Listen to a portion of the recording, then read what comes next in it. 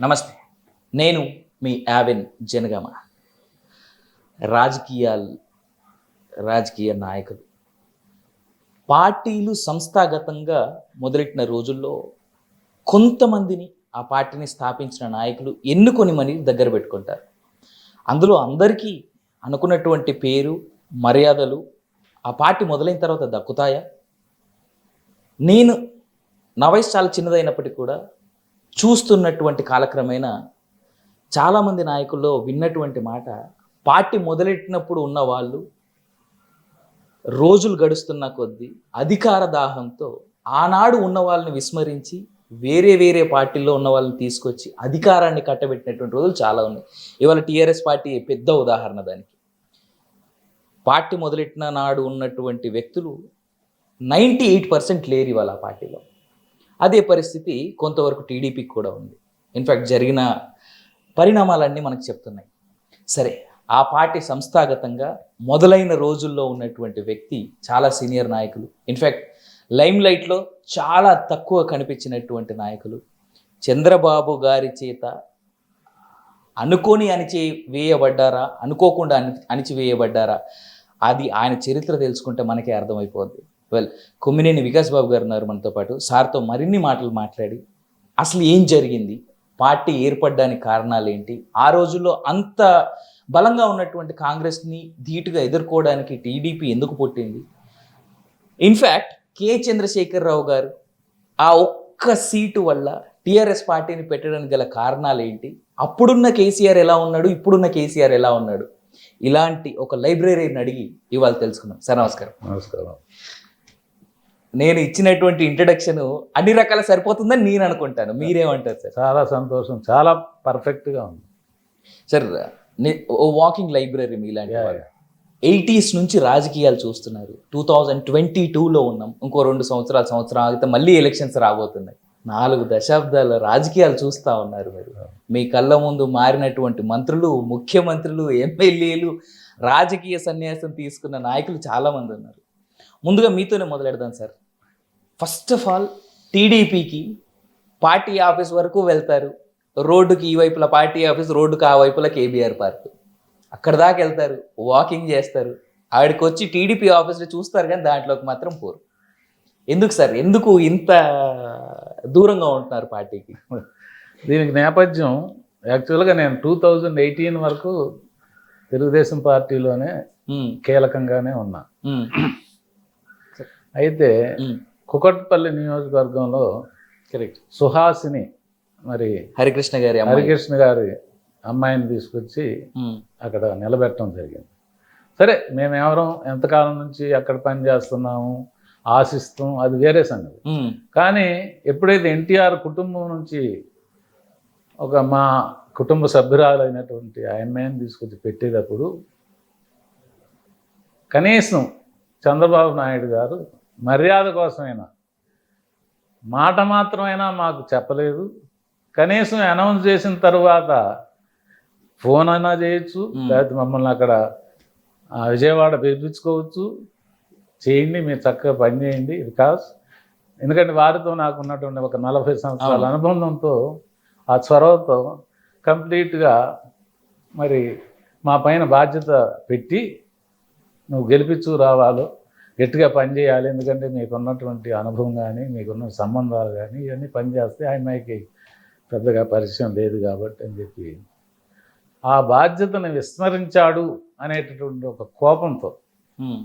రాజకీయాల్లో కోపం ఉండాలా ఉండొద్దా అనే దానికి నేను వెళ్ళను. నాలో ఉన్నటువంటి ఈ పార్టీ ఆత్మగౌరవంతో ఎన్టీ రామారావు గారు పెట్టినటువంటి పార్టీలో ఆత్మగౌరవం అనేది లోపించింది. దానికి నిరసనగా ఆ రోజు నుంచి నేను పార్టీ ఆఫీస్కి వెళ్ళటం కానీ, పార్టీ కార్యక్రమాల్లో పాల్గొనడం కానీ చేయలేదు. సార్, ఈ సందర్భంగా ఒక ప్రశ్న అడుగుతా మీకు. బక్కన్ నరసింహులు గారు తెలంగాణ టీడీపీకి కొత్త ప్రెసిడెంట్. ఆయన కొత్త ప్రెసిడెంట్గా ఎన్నికైనప్పటి నుంచి పాత నాయకులందరూ, ఎందుకంటే ఆయన కూడా ఒక సీనియర్ నాయకులే, ఆయన కూడా మీలాగే లైమ్ లైట్లో లేనటువంటి నాయకులు, చాలా కాలంగా ఎమ్మెల్యే చేశారు. ఎగ్జాక్ట్లీ. సరే, మీ విషయానికి వస్తే మాత్రం మీకు ఈనాటి వరకు టికెట్ అయితే ఇవ్వలేదు.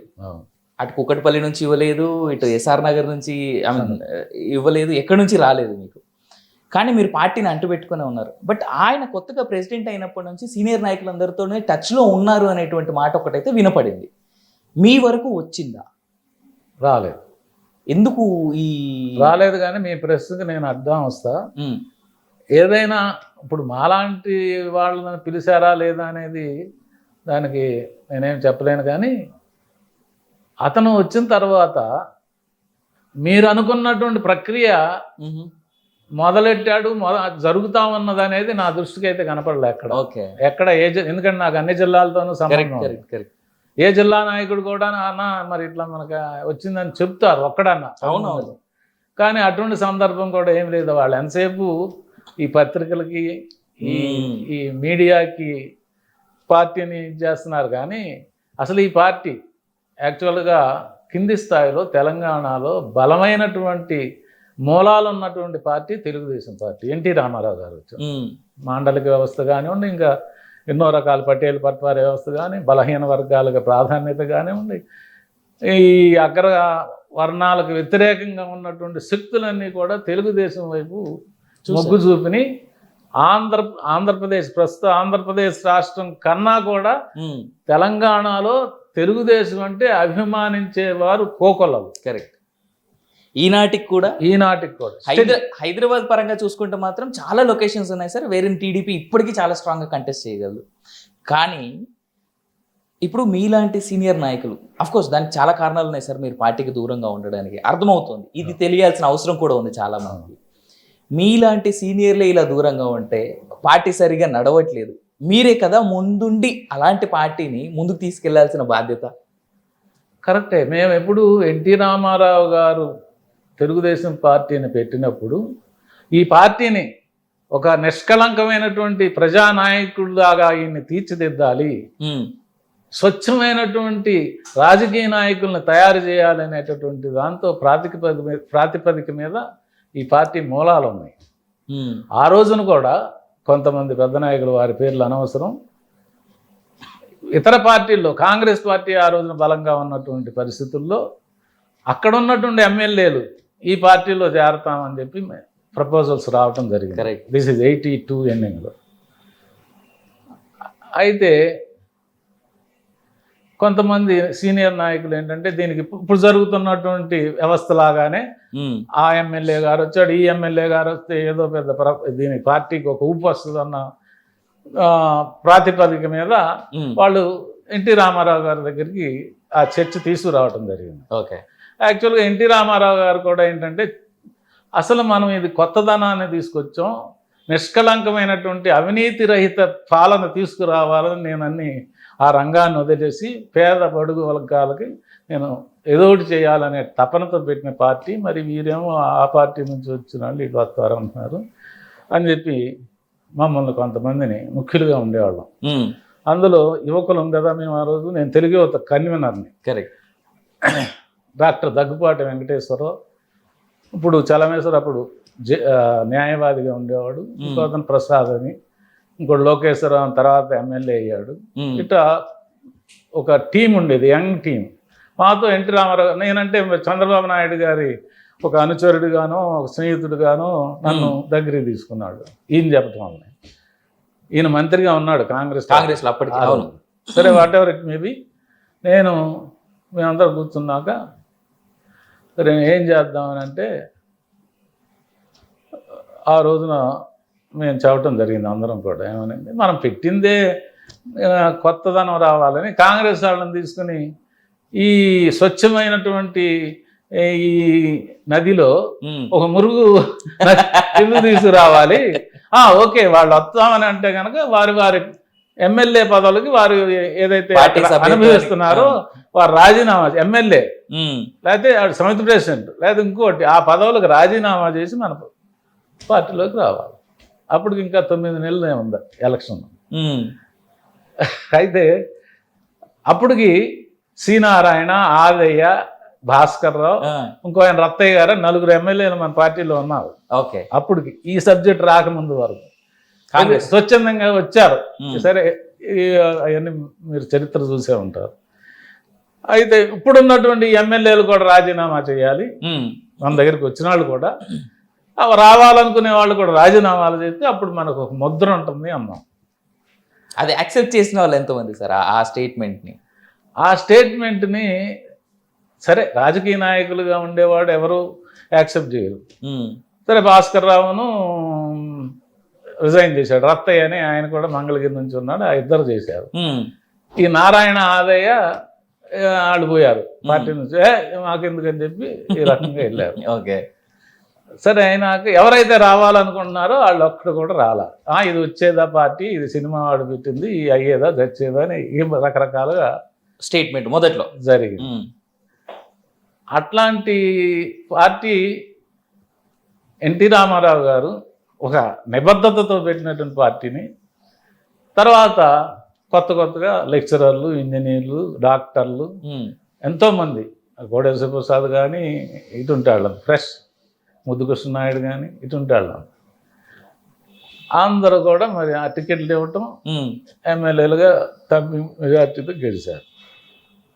అది జరిగింది సార్. ఇంత జాగ్రత్తలు తీసుకున్నారు పార్టీ మొదట్లో, కానీ ఏదైతే కాంగ్రెస్ వద్దనుకున్నారో అదే కాంగ్రెస్ నుంచి చంద్రబాబు నాయుడు గారు పార్టీలోకి రావడం, ఆ టైంలో నేను విన్నంత వరకు అయితే సార్, చంద్రబాబు నాయుడు గారు ఎప్పుడైతే టీడీపీలోకి వస్తున్నారని తెలిసిన సందర్భంలో మీలాంటి చాలామంది సీనియర్లు ఇప్పుడు మనకు అవసరం లేదు అని రిటాలియేట్ చేసినట్టుగా నేను విన్నాను సార్. మనకొద్దు ఇప్పుడు ఇది అని చాలామంది సీనియర్లు అంతా మాట్లాడినట్టుగా నేను విన్నాను. ఇది ఎంతవరకు వాస్తవం? ఎట్ ద సేమ్ టైం ఆయన గెలిచిన తర్వాత మాత్రం పర్లేదు, ఇతను తీసుకున్నటువంటి నిర్ణయాల వల్ల ఇవాళ పార్టీ అధికారంలోకి వచ్చింది కాబట్టి, లేదా పార్టీ ప్రతిష్ట పెరుగుతుంది కాబట్టి పర్లేదు యాక్సెప్ట్ చేద్దాం అనేటువంటి మాట విన్నాను. ఇది ఎంత వాస్తవం? అంటే దీనికి 83 ఎలక్షన్స్ వరకు సరే భాస్కర్రావు గారు ఈయన కలిసి ప్రయాణం బాగానే ఉంది. 83 ఎలక్షన్స్ తర్వాత మరి చంద్రబాబు నాయుడు గారు ఓడిపోవటం కాంగ్రెస్, తర్వాత మీరు అన్నట్టుగా ఈ పార్టీలోకి రావాలనేటటువంటి ఆలోచనని చాలామంది వ్యతిరేకించినటువంటి మాట వాస్తవం. అయితే ఇక్కడ ఏమొచ్చిందంటే భాస్కర్రావు గారు ఒక రాజకీయ నాయకుడు, అవును, అతను అంతకుముందే కాంగ్రెస్ పార్టీలో ఉన్నాడు. ఏదైనా ఎన్టీ రామారావు గారితో పార్టీలో ఒక కో పైలట్ దీనిగా ఒక ఈ was also an instrumental to Telugu Desam party. Correct. అయినాక ఈయనలో ఏంటంటే ఈయన రాజకీయాలకు కొత్త ఎన్టీ రామారావు గారు, మరి ఆయనకు సొంత మనిషి అనేవాళ్ళు ఒకళ్ళు కావాలా. సొంత మనిషి అంటే కుటుంబంలో కొంచెం అనుభవం ఉన్నటువంటి మంత్రి చేసినటువంటి వ్యక్తి చంద్రబాబు నాయుడు. ఓకే, మరి అటువంటి పరిస్థితుల్లో మనం ఎవరైతే కొద్దిగా మనం చేర్చుకుంటే బాగుంటుంది, సరే వాళ్ళకి ఏ రకమైనటువంటి కీలకమైనటువంటి పదవులు మనం ఇవ్వకుండా వారి సేవలు తీసుకుంటే బాగుంటుందని చెప్పి దానికి ఒక కమిటీ వేసి వీళ్ళని చేర్చుకోవాలో వద్దా అని, సరే అందులో ఈ మామూలుగా ఈ మొత్తానికి చేర్చుకోవటం, ఆ 4-5 చేర్చుకోవటం జరిగింది. ఓకే, వ్యతిరేకించిన మాట కూడా వాస్తవం. ఇందాక మీరు అన్నట్టు చంద్రబాబు గారు పార్టీలోకి వస్తున్నప్పుడు జరిగినటువంటి రిటాలియేషన్ వాస్తవమే అన్నారు. బట్ సేమ్ టైం యాక్సెప్టెన్స్కి కూడా పెద్ద టైం పట్టలేదు. టీడీపీ పార్టీలో అప్పటి వరకు ఉన్నటువంటి నాయకులు ఎవరు కూడా చంద్రబాబు గారిని యాక్సెప్ట్ చేయడానికి ఎక్కువ టైం తీసుకోలేదు. ఎందుకు? కారణం ఏంటంటే 84లో ఆగస్టు ఎపిసోడ్ జరిగింది కదా, ఆ ఎపిసోడ్లో ఎమ్మెల్యేస్ని కానీ వీళ్ళని ఆర్గనైజ్ చేయటం, మళ్ళీ ఎన్టీ రామారావు గారిని రీఇన్స్టేట్ చేసేటటువంటి ఈ ప్రక్రియలో చంద్రబాబు నాయుడు యొక్క స్కిల్లు, సామర్థ్యం ప్రతి ఒక్కడు కూడా యాక్సెప్ట్ చేశారు. అది ప్రజల్లో కూడా ఏమొచ్చింది, ఎన్టీ రామారావుకి తగ్గటువంటి ఆయనకి ఈయన రాజకీయ వారసుడు అనేటటువంటి అభిప్రాయం ప్రజలకు. ఓకే, దాంతో యాక్సెప్టెన్స్ వచ్చింది. సార్, అంటే ఇప్పుడు మీరు గుర్తు చేశారు కాబట్టి అడుగుతున్నాను, అసలు ఆ ఇన్సిడెంట్ ఏంటి సార్? ఎందుకు ఆ టైంలో అంత పెద్ద ఏమంటారు, ఒక బ్యాక్ స్టెప్ లాగా అయ్యింది టీడీపీ పార్టీకి? అది బ్యాక్ స్టెప్ అంటే ఒకటేంటి, కొంచెం ఆ రోజున ఉన్నటువంటి క్యాబినెట్లో భాస్కర్రావు మనుషులు కొందరు, ఎందుకంటే బిగినింగ్ కాబట్టి కొంతమంది ఇండక్ట్ కావటం, ఎమ్మెల్యేస్ కొంతమంది ఆయన రికమెండ్ చేసినటువంటి, అప్పటికి చంద్రబాబు నాయుడు రోల్ తక్కువ ఉండే కదా. ఓకే, సో ఆటోమేటిక్గా కాంగ్రెస్ పార్టీ ఇతనికి కూడా లోపల కోరికలు ఉంటాం. ఓకే.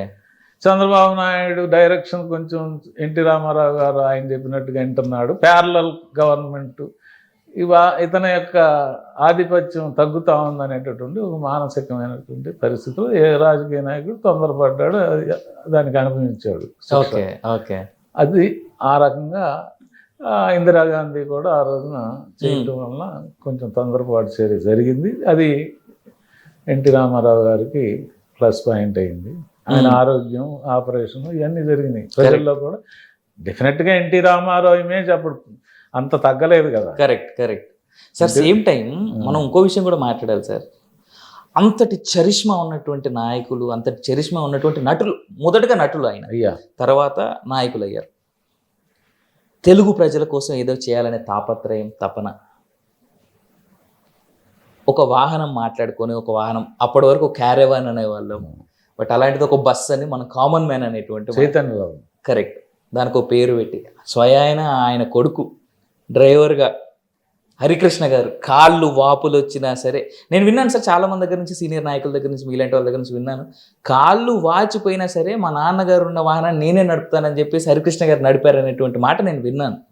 ఆంధ్ర రాష్ట్రం అంతా తిరిగి అంతటి కష్టం అసలు ఎందుకు చేయాల్సి వచ్చింది టీడీపీ పార్టీకి? ఎన్టీ రామారావు గారు ఆ యొక్క మొండితనం అనేది అందిపుచ్చుకున్నటువంటి వ్యక్తి హరికృష్ణ. హరికృష్ణ అప్పుడు రెడ్డి అనే ఒక డ్రైవర్ ఉండేవాడు, అతను మంచి పర్ఫెక్ట్ డ్రైవర్. ఆయన తప్పించి ఇంకోటి అడిగితే ఒప్పుకునేవాడు కదా ఎన్టీఆర్.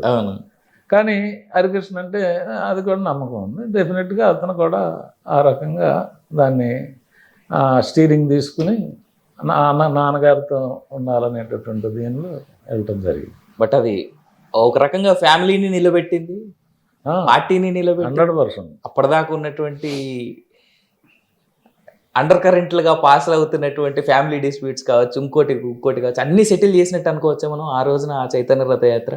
అసలు మాకు ఫ్యామిలీ డిస్ప్యూట్స్ కానీ మా ఏదైనా ఉందనేది మాకు అసలు అవగాహన కూడా లేదు. కొంతమందికే తెలిసి ఉండొచ్చు, మనకు అంత కూడా బహిర్గతం కాలే. ఈ రోజులాగా ఇక్కడ మన ఇద్దరం మాట్లాడుతున్నాం అంటే బయట చేసినట్టు అట్లా లేదు కదా. ఏదేమైనా కానీ అంత పెద్ద మనం చర్చించుకునే అంత ఫ్యామిలీ డిస్ప్యూట్స్ ఉన్నాయని నేను అనుకోను. ఓకే. ఓకే సార్, ఇదే సందర్భంలో ఒక చాలా నెగిటివ్గా చెప్తారు సార్ చంద్రబాబు గారి మీద. ఎందుకంటే చంద్రబాబు గారికి చాలా అత్యంత సన్నిహితులుగా మీరు ఉన్నారు, ఆయన ప్రతి అడుగులో మీరున్నారు, ఇన్ఫ్యాక్ట్ టీడీపీ పార్టీ ప్రతి అడుగులో మీరున్నారు. ఇది ఒక మాయని మచ్చగా ఉంది, అటు చంద్రబాబు గారి మీద కావచ్చు, లేదంటే టీడీపీ పార్టీ మీద కావచ్చు. కావాలని ఉద్దేశపూర్వకంగా, ఇందాక మీరు మాట్లాడుతూ ఎన్టీఆర్ గారి ఆపరేషన్ హెల్త్ అన్నారు కాబట్టి నేను అడుగుతున్నా ఈ ప్రశ్నని. అడగకపోతే మళ్ళీ కరెక్ట్ కాదు, ఎందుకంటే ఇది ఎక్కడో చోట దీనికి సమాధానం దొరకాలి. ఇందాక అన్నారు ఏంటంటే ఈ పరంపరలో 89లో మరి ఇంత ఉధృతంగా ఎన్టీ రామారావు గారి మీద ఉన్నటువంటి పార్టీ 89లో ఎందుకు ఓడిపోయిందని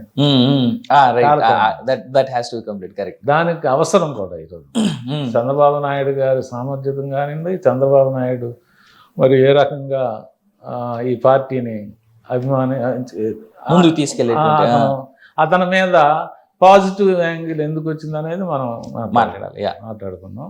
అయిపోయింది. అయితే 85లో ఏం జరిగిందంటే 85 ఎలక్షన్స్ అసెంబ్లీ చూసి ఎన్టీ రామారావు గారు మళ్ళీ ఎలక్షన్కి వెళ్ళినప్పుడు ఇక్కడ కీలకమైనటువంటి ఒక ముఖ్య అంశం ఉంది.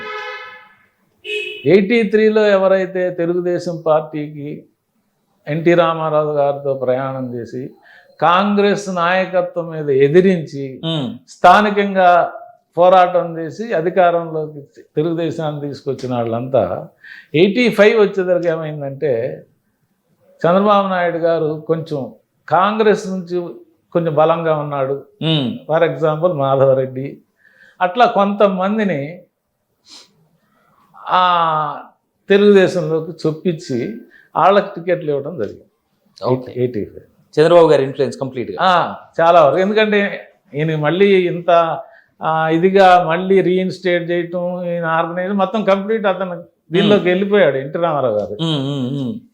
ఆయనకి అప్పచెప్పాడు కంప్లీట్ బాధ్యత. తను ఓన్లీ అసెంబ్లీలో మాట్లాడటం మంచి చెడు తద్దిమ రాజకీయ నిర్ణయాలన్నీ కూడా ఏదో మమ అనిపించుకోవటమే కానీ మేజర్గా ఈ నిర్ణయంలోకి వెళ్ళింది. దాంతో 89 వచ్చేదానికి ఏమైందంటే ఎవరైతే మనం వద్దనుకోండి ఎక్కువ పర్సన్ కరెక్ట్, ఎవరైతే మనం ఈ కాంగ్రెస్ రాజకీయాలు వద్దు, కాంగ్రెస్ నాయకత్వం వద్దు అని అనుకుంటే మళ్ళీ వాళ్ళే వచ్చి మన మీద పెత్తనం చేస్తున్నారే అనేటటువంటి అభిప్రాయం వచ్చి 89లో ఓడిపోవటం జరిగింది. 89లో ఎప్పుడైతే అధికారం కోల్పోయామో అప్పుడు ఎన్టీ రామారావు గారికి నేను అసెంబ్లీకి రానని చెప్పటం, కంప్లీట్ బాధ్యత అసెంబ్లీలో Chandrababu Naidu CLP leader floor లీడర్గా తీసుకోవడం, ఫ్లోర్ లీడర్ టీడీఎల్పీ ఫ్లోర్ లీడర్గా తీసుకోవటం. ఇతని పర్సనాలిటీ ఈ జనంలో కొంచెం సామర్థ్యం, ఇతని యొక్క కెపాసిటీ, ఎఫిషియన్సీ ఇవన్నీ కూడా పెరిగిపోయినాయి. సో 89 అయిపోయింది. 89 అయిపోయినాక 94 వచ్చేదానికి లక్ష్మీపార్వతి వ్యవహారం ఎంట్రీ వచ్చింది. లక్ష్మీపార్వతి వ్యవహారం ఎంట్రీ వచ్చినాక 94 ఎలక్షన్లో స్వీప్ చేసాం తెలుగుదేశం. కరెక్ట్. ఆ తర్వాత 95లో ఎపిసోడ్ మీకు తెలిసిందే. ఎందుకు జరిగిందంటే పార్టీని రక్షించుకోవటం అనేటటువంటి, ఎందుకంటే ఇక్కడ భాస్కర్ రావు చేసింది ఒక అనుభవం ఉంది కదా, ఆ అనుభవంతో చంద్రబాబు నాయుడు తీసుకోవాల్సిన ప్రికాషన్స్ అన్ని తీసుకున్నాడు. ఒకటి లక్ష్మీపార్వతిని అడ్డం పెట్టడం, రెండోది ప్రజల్లో వ్యతిరేకత రాకుండా ఎన్టీ రామారావుని దించడం అంటే మామూలు విషయం కాదు కదా. ఎంత లేదన్నా గ్రాఫ్ ఎంత పడింది అనుకున్నా కూడా జనంలో ఎన్టీ రామారావుని తట్టుకోవటం అంత ఈజీ కాదు. కరెక్ట్. సో లక్ష్మీపార్వతిని పెట్టి ముందుగా హరికృష్ణని రాష్ట్రం అంతా తిప్పి మా నాన్నగారు ఈ రకంగా చేశాడు, మా కుటుంబానికి ఇట్లా అట్లా అని ఏదో అంటే అరే ఈ వయసులో ఏంటని మన వాళ్ళంతా సెంటిమెంటల్ కాబట్టి ఒక వాతావరణం ఎన్టీ రామారావుని దించినా కూడా పాజిటివ్ వైబ్ లాగా. సో దీనిలో అతని చతురత, రాజకీయ చతురత అనేది ఒకటి ఉంది. కరెక్ట్. సో ఈ రకంగా ఈ తెలుగుదేశం పార్టీ అనే దానిలో కాంగ్రెస్ అనేటటువంటి కల్చరు ఎంబైబ్ అయిపోయింది. బట్ అన్డౌటెడ్లీ సార్, ఇప్పుడు మనం వచ్చాం 80s నుంచి ఇప్పుడు 90sకి వచ్చాం కాబట్టి ఇది సందర్భమే. మరి ఇందాక నేను అడిగిన ప్రశ్న మీరు సమాధానం చెప్పడానికి ఖచ్చితంగా ఆ చెప్పులు వేసుకోవడం లేదంటే మనుషుల మీద రాళ్ళేయడం ఇది కాంగ్రెస్ కల్చరే అంటారా ఖచ్చితంగా? అయితే కొంచెం ఉంటుంది కదా అందులో. ఎన్టీ రామారావు గారు మీరు జరిగిన ఇన్సిడెంట్ కేర్ హాస్పిటల్ దగ్గర కాదు, మన అదేది వైస్రాయ్ హోటల్ దగ్గర. Right right sorry viceroy hotel దగ్గర ఆయన రావటమే తప్పు. ఈ లక్ష్మీపార్వతి, పరిటాల రవి గారు వీళ్ళంతా కొంతమంది ఉండే కదా వచ్చారు. వస్తే లక్ష్మీపార్వతి మీద వేసింది ఆయన మీద అన్నట్టుగా డైవర్ట్ చేయాలి. ఎన్టీ రామారావు మీద ఎవరికి కూడా ఆయన ఆ రోజు ఒరిజినల్ ఎన్టీఆర్ అయితే ఏమిటి అని చెప్పి ఆయన దిగి డైరెక్ట్గా హోటల్కి వచ్చినట్టయితే ఎవ్వరూ ఏమి ఎన్టీ రామారావు ముందు మాట్లాడగలిగేవాడు కానీ ఎన్టీ రామారావు రండి బ్రదర్ అయిపోయింది ఇది అయిపోయింది అంటే మొత్తం వెళ్ళిపోయేవాడు. ఆయన అలా సామరస్యంగా చాలా మందిని డీల్ చేశారు కదా సార్ ఎన్టీఆర్ గారు, ఆయనకు ఉన్నటువంటి పేరే అది. మరి అప్పుడు వీళ్ళ క్లచెస్లో ఉండటం ఏం జరిగిందో మొత్తానికి. బట్ అది ఉద్దేశపూర్వకంగానే జరిగిందని నమ్ముతారా మీరే? ఎన్టీ రామారావు మీద ఉద్దేశపూర్వకం కాదు, లక్ష్మీపార్వతి మీద. Okay okay. లక్ష్మీపార్వతి మీద కొంతమంది ఉంటారు కదా, యూ కాంట్ స్టాప్ ఎవ్రీబడి అంటే మూమెంట్ ఈజ్ దేర్. సో ఆ కార్యకర్తలు ఎవరో కొంతమంది ఆయన మీద. సార్ అంటే ఆ తర్వాత జరిగిన పరిణామాలు కొంచెం పాజ్ ఇచ్చి అంటే 90s నుంచి మళ్ళీ మనం మాట్లాడదాం. బట్ స్టిల్ ఈ రోజున లక్ష్మీపార్వతి గారు చంద్రబాబు గారిని చాలా బ్లేమ్ చేస్తున్నారు కదా సార్.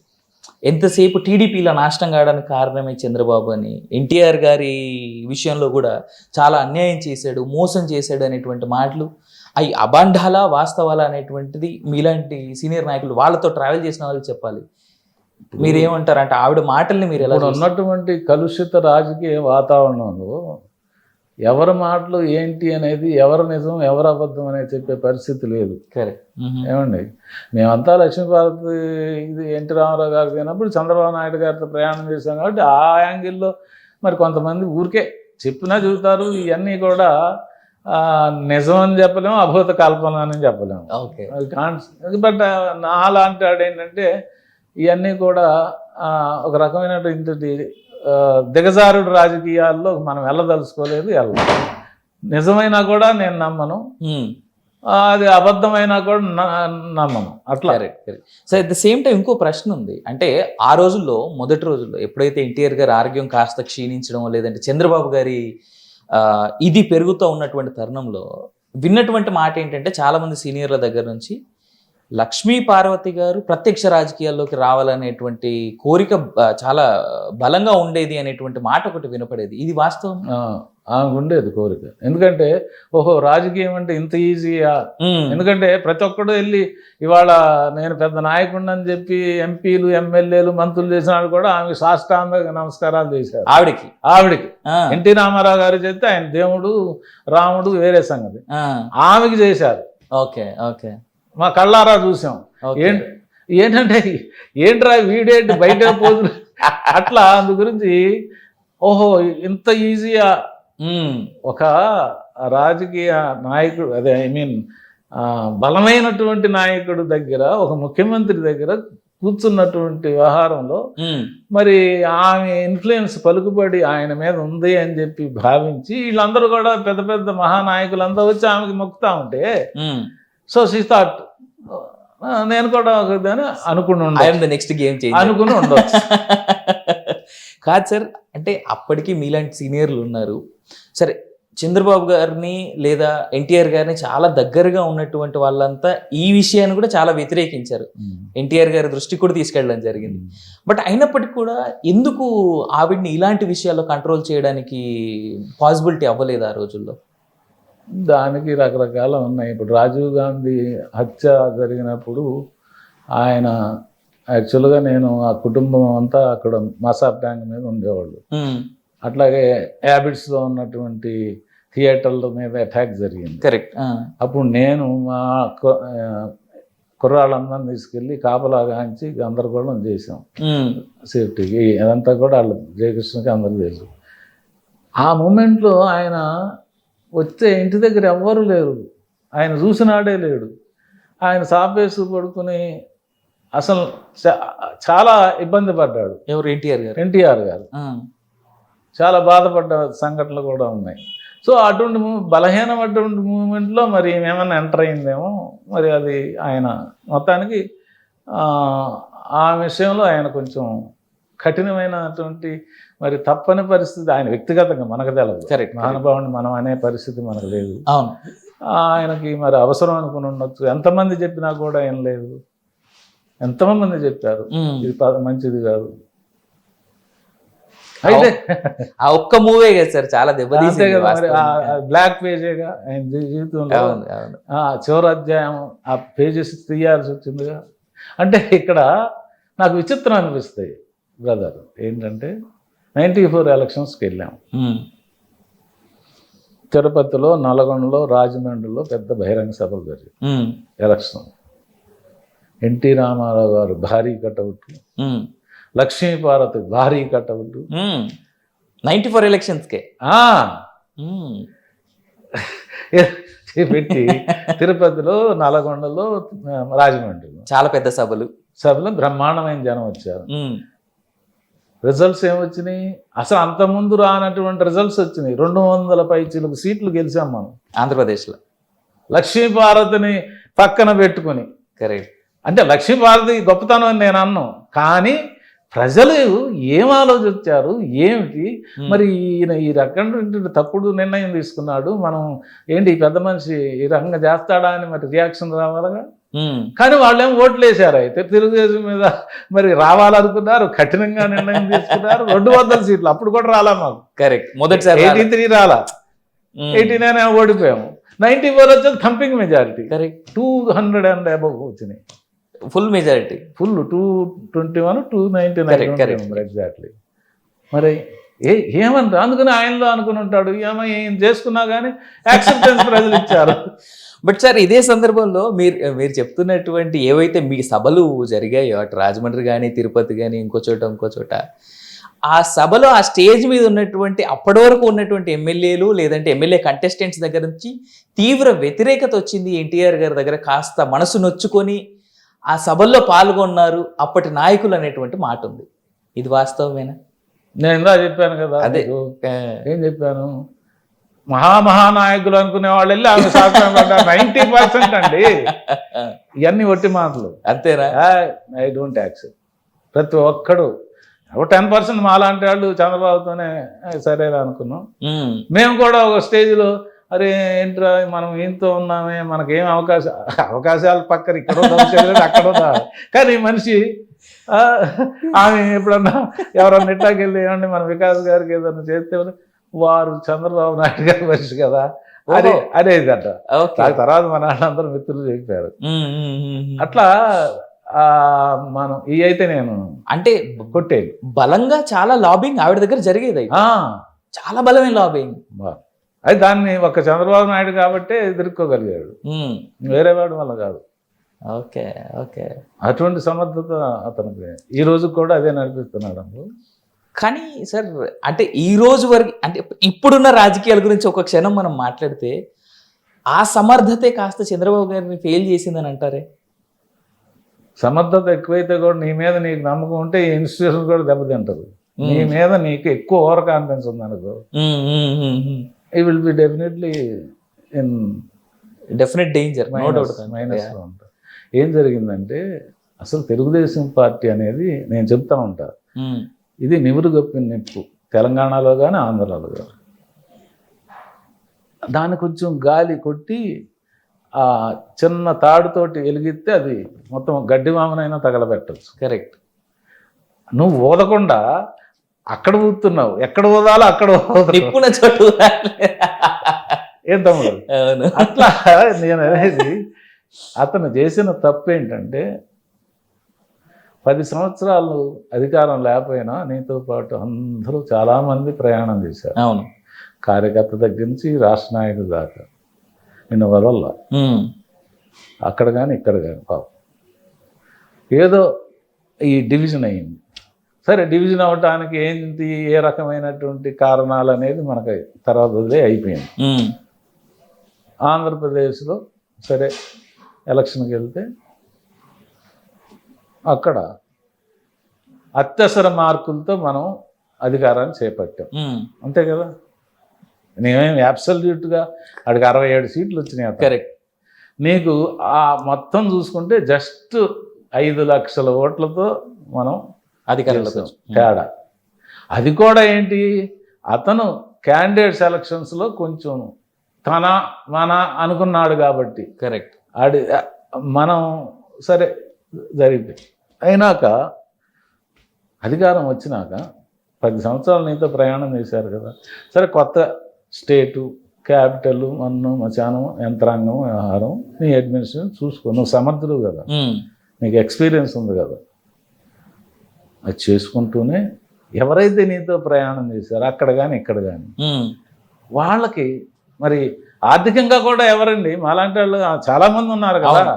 వాడికి ఏ అధికారం పదవి లేదా, లేకపోతే వాడు ఇది చేసుకుందా లేదా, పెళ్ళాం పిల్లలేమో ఇంట్లో ఏమో తెలుగుదేశం జెండా వచ్చి తిరుగుతావు, నువ్వు మమ్మల్ని సరిగ్గా పట్టించుకోలేదు, మా సంగతి ఏంటని అందరూ పెద్దాళ్ళు అయిపోయారు. ఇటువంటి ఒక రకమైనటువంటి అన్ని రకాలైనటువంటి ఇబ్బందులు వచ్చినాయి కదా, నీకు తెలుసు కదా. అందరు తెల్లనాడైతే అనుకోవచ్చు, నువ్వు కూడా కింది స్థాయి నుంచి పైకి వచ్చినాడువే కదా. అతను దాన్ని పట్టించుకోవాలి ఏమండి. ఆ రకంగా కొంచెం ప్రతి ఒక్క కార్యకర్త దగ్గర నుంచి చిన్న నాయకుడు పెద్ద నాయకుడు దాకా ఒక అసంతృప్తి. అంటే ఏదో అని కాదు, కనీసం గుర్తింపు. వెళ్తే 2 నిమిషాలు ఇంటర్వ్యూ ఇవ్వటం కానీ ఇచ్చి ఏంటమ్మా జాగ్రత్త నేను చూసుకుంటానని కానీ నేను చెప్పాను ఇందాక. భరోసా ఆయమ్మాయిని పంపితే కనీసం మర్యాద కూడా లేకుండా మాకు కనీసం ఫోన్ చేసి అవసరమైతేనే బూత్ ఏజెంట్తో కూడా నువ్వు ఫోన్ చేసి అమ్మా నేను చూసుకుంటాను మీరు ఈసారి పని చేయాలంటావు ఎలక్షనీరింగ్లో. మరి ఒక నాయకుడు వాడు వెళ్తే 10 ఓట్లు వస్తాయని తెలిసి కూడా నువ్వు మరి ఆ రకంగా ఇల్ ట్రీట్మెంట్ అనేది ఆత్మగౌరవంతో పుట్టిన పార్టీ దాన్ని ఇతను చాలా చీల్చి చెండాడాడు. దాని ఫలితమే ఇది. ఇక్కడ పరిస్థితి అంతకంటే దిగజారిపోతుంది కదా సార్ రోజు రోజుకి. మనం ఇప్పుడు ప్రస్తుత తెలంగాణ గురించి మాట్లాడుకుంటే ఇప్పుడు ప్రస్తుత రాజకీయాల్లో ఈ రోజుకి బలంగా చాలా మందిలో ఉన్నటువంటి మాట, చంద్రబాబు నాయుడు గారు చాలా సమర్థవంతమైనటువంటి నాయకులు, ఒక ఇన్స్టిట్యూషనిస్ట్ అంటారు ఆయన. అలాంటి వ్యక్తి, అలాంటి పార్టీ ఇవాళ చూసుకుంటే తెలంగాణ వరకు వస్తే సీనియర్లు మీలాంటి వాళ్ళు చాలామంది సైలెంట్గా ఉన్నారు. ప్రత్యక్ష రాజకీయాల్లో మీ తర్వాత తరం ఎవరైతే ఎమ్మెల్యేలుగా లేదంటే మంత్రులుగా పదవుల్లో ఉన్నటువంటి వ్యక్తులు ఎవరు టీడీపీలో లేరు. ఇవాళ ఉన్నవాళ్ళు వివిధ పార్టీల్లోకి వెళ్ళిపోయారు. ఇప్పుడు మళ్ళీ టీడీపీకి వస్తే ఆ పార్టీ నుంచి ఈ పార్టీకి వచ్చే వాళ్ళే అవ్వాలి, లేదా కొత్త నాయకత్వాన్ని తయారు చేసుకోవాలి కంప్లీట్గా. టీడీపీకి ఆ గుణం ఉంది, ప్రతిసారి కొత్త నాయకత్వాన్ని తయారు చేస్తానే ఉంది. 80s నుంచి ఎప్పుడైతే మొదలైందో అప్పటి నుంచి. సరే, ఇప్పుడు సమర్థవంతమైన నాయకత్వమే లేదు కదా, కొత్త నాయకులను ఎలా తయారు చేస్తారు టీడీపీలో? అంటే ఇక్కడ ఉంది బాబు ఏంటంటే, అక్కడ కానీ ఇక్కడ కానీ తెలుగుదేశం పార్టీ జవసత్వాలు లేకుండా పోయింది, దెబ్బతిన్నాయి. ఇప్పుడు అతను అక్కడ ఒక బలమైనటువంటి నాయకుడిని ఎదుర్కొనే పరిస్థితిలో అతను పోరాటం చేస్తున్నాడు. కరెక్ట్. మంచి చెడు ఏదో కింద మీద పడుతున్నాడు. ప్రాంతీయ పార్టీలు 2 రాష్ట్రాల్లోనూ మనుగడ సాగించడం అంత ఈజీ కాదు, తేలికైన విషయం కాదు. ఇంకోటి, అక్కడ అధికారంలో ఉన్నప్పుడే నువ్వు ఇక్కడ ఏం చేశావు? 2018 ఎలక్షన్లో కాంగ్రెస్ తోటి ఇదయ్యావు. నువ్వు అన్నటువంటి ఇంత బలమైనటువంటి పునాదులు ఉన్నటువంటి తెలుగుదేశం పార్టీకి నాయకులు పక్కన పెట్టు. 12 సీట్లు తీసుకుంటారంటే ఎవడన్నా చెప్పండి మీరు. ఏది ఇప్పుడు జవసత్వాలు లేవంటున్నా, అక్కడేమో అప్పుడు అధికారంలో ఉన్నాం మనం, ఇక్కడ అధికారం లేదు. టీఆర్ఎస్ తోటి నువ్వు చేయాలి. కనీసం నీ పోతే పోయింది 119 నిలబెట్టు, పార్టీ అన్న నిలబడేది కదా. ఏం తీసుకున్నావు నిర్ణయాలు? ఎవరిని అడిగావు? 12 సీట్లకి వాళ్ళతో బేరం ఆడుకుని ఆ మండబ్బులు ఆ కాంగ్రెస్ వాళ్ళకి ఇచ్చి రాహుల్ గాంధీని తీసుకొచ్చి ఇట్లా లేపి ఇవన్నీ ఏంటి? ఎన్టీ రామారావు గారేమో కాంగ్రెస్ వ్యతిరేకంగా పోరాటం చేసి పార్టీని చేస్తే, మరి నువ్వు ఆ రకం చేస్తే ఎట్లా? అట్లా అందుగురించి దీన్ని పునర్నిర్మాణం చేయాలి అని అనుకుంటే మరి చంద్రబాబు నాయుడు గారు ఏం ఆలోచిస్తున్నాడు మాకైతే తెలవు. ఆయనైతే నేను అనుకోవటం దీన్ని అది పట్టించుకోవట్లేదు. అక్కడ దృష్టి పెట్టి ఏదో రకంగా మళ్ళీ అధికారంలో రావాలని ప్రయత్నం చేయొచ్చు. సార్, ఒక్క మాటకి అంటే మనం ప్రస్తుత విషయాలు మాట్లాడుతున్నాం కాబట్టి అక్కడ పరిస్థితి కూడా అంత బాగున్నట్టుగా లేదు. జగన్మోహన్ రెడ్డి గారు సరే కొన్ని విషయాల్లో ప్రజల్లో వ్యతిరేకత ఉన్నప్పటి మాట వాస్తవమైనా ఆయన ప్రజలను కూర్చోబెట్టి డబ్బిస్తున్నాడు. జగన్మోహన్ రెడ్డి గారు ప్రజల్ని లేజీ చేస్తున్నారు. ఇన్ఫ్యాక్ట్ అంటే ఇంటి వరకు ఫ్రీగా ఏం చేయకపోయినా డబ్బు వస్తున్నప్పుడు ప్రజలు పని కష్టపడడానికి ఆలోచించడు ఎక్కువ. సో అది జరుగుతోంది. కాబట్టి అక్కడ మళ్ళీ ఉన్నతంగా వచ్చేటువంటి స్థాయి కూడా ఇప్పుడు టీడీపీకి లేదుగా. ఇప్పుడున్న పరిస్థితిలో చూసుకుంటే ఉన్నటువంటి నాయకులంతా టీడీపీ నుంచి కూడా వైఎస్ఆర్సీపీకి వెళ్ళిపోయారు చాలామంది. రేపు మాపు ఎలక్షన్స్ టైంలో నాన్న బాబు బుజ్జి అని చెప్పేసి ఇప్పుడు గెలిచిన వాళ్ళకు మళ్ళీ టికెట్ ఇస్తా అంటే మళ్ళీ వెళ్ళిపోతారు. అట్లా కాదు, ఇందా మనం అనుకున్నాం, చర్చించాం. ఇప్పుడు ఆ రోజుల్లో ఏది 83లో 82లో ఎవరైతే వేరే పార్టీల నుంచి ఎన్ని సంవత్సరాల క్రితం అండి ఇది, వేరే పార్టీల నుంచి వచ్చేవాడు ఎమ్మెల్యేలు రాజీనామా చేసి 2 అన్నాం. అవును. మరి ఇంత నవీన యుగంలో అందరూ పార్టీలు మారుతా ఉన్నటువంటి పరిస్థితుల్లో యువకుడైనటువంటి అతను తీసుకున్న నిర్ణయం ఏంటండి? ఇవాళ అందరూ గేట్ తెలిసి వచ్చి రావడం సిద్ధంగా ఉన్నారు, 20 మంది కూడా. అవును. కానీ ఏమన్నాడు? నువ్వు వస్తే రిజైన్ చేసి రండి, తెలియదు చూస్తాం అంటున్నాడు. కనీసం ఆ ధైర్యంగా ఏదో చేస్తున్నాడు. ఇవాళ వైసీపీలోకి వెళ్ళడానికి ఇష్టం ఉన్నా కానీ వాళ్ళు వెళ్ళే పరిస్థితి లేదు, గేట్లు మూసేసినట్టే ఆల్మోస్ట్. ఒకటి. రెండోది, ఆయన ఈ రోజున చంద్రబాబు నాయుడు గారు అక్కడ పార్టీ బ్రహ్మాండంగానే ఉంటుంది. ఎప్పుడు అసలు మనం ఓడిపోవటానికి గల కారణాలు ఏంటి విశ్లేషణ చేసుకోవాలి, చేయాలి కదా. నువ్వు మంచి సమర్థుడు కదా, రాష్ట్రం కాదు దేశంలో నువ్వంటే గౌరవం ఉంది కదా ప్రతి ఒక్కడికి. అరే చంద్రబాబు అంటే సమర్థుడు. అది నువ్వు ఎక్కడ పోస్ట్ మార్టం చేసావండి? ఈరోజు కూడా జగన్ రెడ్డి అంట ఇగో ఈ టీవీలు వీటిల్లో పేపర్లోనూ చేసి ఈయనను లోకేష్ మాట్లాడటం తప్పించి ట్విట్టర్ బొట్టరంట ఏదో మాట్లాడుకోవడం తప్పించి ఏమైనా ఉందా చెప్పండి? నేనేమంటానంటే పార్టీ బ్రహ్మాండంగా ఉంది, పార్టీను కింద ఓటర్కి ఏమి ఇది లేదు. అసలు నీకు నువ్వు దాన్ని ఎట్లా చేయాలనేది చేసుకోవాలి. కానీ ఇంతకుముందు ఇంటర్వ్యూలో కూడా నేను వేరే దానిలో చెప్పాను. నేను మనం ఎవడంటాడు కానీ చెప్తున్నా, నువ్వు ఎందుకయింది పోస్ట్, ఇంకా టైం ఉంది, 2 ఏళ్ళు ఉంది, అతను చేసుకోనివ్వండి, ఎవరో వాళ్ళని వదలండి. దీనికి నా సబ్జెక్ట్ మీద ఒక ఉపన్యాసం ఎవడో పిచ్చాడో వచ్చాడో వాగుతున్నాడు కదా, వాగనివ్వండి. అది కూడా నువ్వెందుకు మాట్లాడతావు? నువ్వు పార్టీ ఆర్గనైజేషన్ బిల్డప్ చెయ్యి. బంగారం అంటే పార్టీ ఇది, బడుగు బలహీన వర్గాల కోసం పెట్టిన పార్టీ. నువ్వు అది సంస్థాగతంగా నువ్వు దాన్ని పునర్నిర్మాణం చేసే దీనిలో పడకుండా వీటిని నమ్ముకుని ఆంధ్రజ్యోతిని లేకపోతే ఏబిఎన్, TV5 ఈ గోల్లో పడిపోయి తిట్టించుకుంటే ఎవడంటాడు, ఎవడు నమ్ముతాడు చెప్పండి? నమ్మరు సార్. సేమ్ టైము ఇదే ప్రశ్న చాలా మందిలోనూ ఉన్నటువంటి మాట కూడా ఉంది. చంద్రబాబు గారు ఆయన మాట్లాడాలనుకున్నప్పుడే కొన్ని పాయింట్సే మాట్లాడతాడు, ఓపెన్ హార్ట్గా మాట్లాడరు చాలా విషయాలు. ఆయన చెప్తే సమాధానాలు వినాలని చాలామంది ఎదురు చూసే వాళ్ళు కూడా ఉంటారు. అట్లీస్ట్ కామన్ ఆడియన్కి లేదా కామన్ మ్యాన్కి, ఒక ఓటర్కి ఆయన ఒక పార్టీ ప్రెసిడెంట్, ఒక సీఎం క్యాండిడేట్, సీఎంగా చేశారు ఆయన. ఇవాళ చాలా వరకు తెలంగాణ రాష్ట్రంలో ఆర్థికంగా స్ట్రాంగ్గా ఉంది తెలంగాణ రాష్ట్రం, లేదా కొన్ని లక్షల కోట్ల రూపాయలు ప్రతి సంవత్సరం తెలంగాణ రాష్ట్రం డబ్బుని పోగు చేసుకోగలుగుతుంది, లేదా ఇన్కమ్ జనరేట్ అవుతుందంటే కారణం చంద్రబాబు నాయుడు గారి కృషి. ముమ్మాటికి కాదని ఎవరు అనలేం. ఎందుకంటే ఇవాళ హైటెక్ సిటీ కావచ్చు, ఈ కొండాపూర్, మాదాపూర్, ఈ ఏరియాలు ఏవైతే ఉన్నాయో ఇవన్నీ చంద్రబాబు గారి కృషి, నో డౌట్ ఆన్ ఇట్. అలాంటి వ్యక్తి ప్రజల్లోకి వచ్చి ప్రజల ముందు కూర్చొని ఇలా మన ఇద్దరం మాట్లాడుతున్న విధంగా ఎందుకు మాట్లాడడానికి ఆయన సంకోచిస్తారు? ఈ ప్రశ్నకు సమాధానం దొరకట్లేదు సార్, మీ దగ్గర ఉందా? అతనికి ఏంటంటే మొట్టమొదటి నుంచి కొంచెం మ్యానిపులేటరీ రాజకీయాల్లో ఎక్కువ అతను దిట్ట. ఎన్టీ రామారావు లాగా మామూలుగా మీరు నేను కూర్చుని ఆయన లుంగి వేసుకుని ఇటువంటి ప్లాస్టిక్ చేసి కూర్చొని రండి బ్రదర్ ఆయన కిందైనా కూర్చునేవారు ఆడతాడు. ఈయన కొంచెం కొంచెం ఇంటలెక్చువల్ టైప్ అని ఒక రకమైనటువంటి తనకు తనే గిరి గీసుకుని కూర్చున్నాడు. ఓకే, ఏదైనా కానీ మీరు అన్నట్టు అంతా మరి అతన్ని కంప్లీట్గా బాడీ లాంగ్వేజ్ మార్చుకోమని మనం చెప్పడం కాదు. కనీసం మండల స్థాయి, ఏంటి బాబు అయిందేదో అది పొరపాటు అయింది, నేను న్యాయం చేయలేకపోయాను, మరి ఏం చేద్దాం, మీరు వాళ్ళనే అడగండి, వాళ్ళే చెబుతారు. నీకు సంస్థాగతంగా క్షేత్రస్థాయిలో ఉన్నది వాళ్ళే కాబట్టి వాళ్ళకి తెలుసు బెటర్గా ఏం జరుగుతుంది. నువ్వు అందులో నువ్వు గుర్తుపడతావు, ప్రతి కాన్స్టిట్యూన్సీలో 10 మందిని అన్నా నువ్వు పిలవగలవు. కరెక్ట్, ఆ నైపుణ్యం, ఆ మెమరీ నీకు ఉంది. అటువంటి దాన్ని వదిలేసి ఎంతసేపు టార్గెట్ వీళ్ళనే పెట్టుకున్నాడు.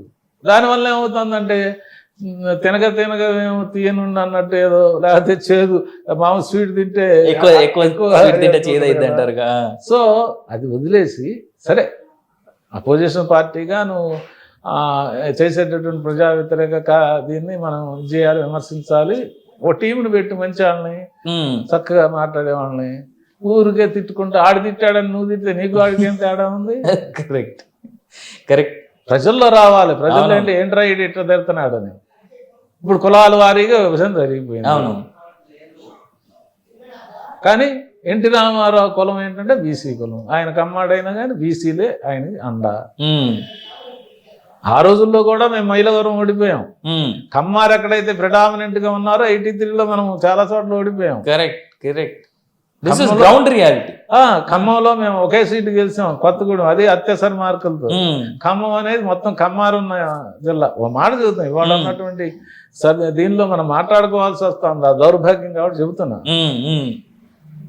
ఇవాళ ఏమైంది, ఎన్టీ రామారావు ఏదన్నా కొద్ది గొప్ప కొంత అభిమానం ఉండేది. చంద్రబాబుకి ఏనాడు కులం మీద అభిమానం ఉండదు, అతనికి ఏదో అన్నిటికీ అతీతం. కానీ ఇవాళ ఏమైపోతుంది, జగన్మోహన్ రెడ్డి ఏం చేశాడు, దీన్ని ఒక బ్లాగ్ చేసేసి పక్కన అట్లా పెడితే వీళ్ళు వేరే వెంట ఒకటే గోల. కానీ బ్రహ్మాండమైన ముద్ర వేయగలిగారు కదా సార్ చంద్రబాబు నాయుడు గారి మీద. క్లియర్ గా కమ్మ నాయుడు అని అంటారు ఆయన. అంతే కదా, వేసేసారుగా. వేయటం అంటే ఒట్టుగా ఈయన దాన్ని రెక్టిఫై చేసుకునే పరిస్థితి కూడా లేకుండా పోయింది. ఎందుకు పోయిందంటే వీళ్ళు పుదాలు వేసుకునే వాట్సాప్లో, ఫేస్బుక్లో అన్నిట్లోనూ ఇదే గోల. వీళ్ళు మా వాళ్ళు ఎవరన్నా చూడు, ఇది నేను చెప్పాను, నువ్వు మూతికి గుడ్డ కట్టుకుంటారా అని ఎన్నోసార్లు చెప్పా.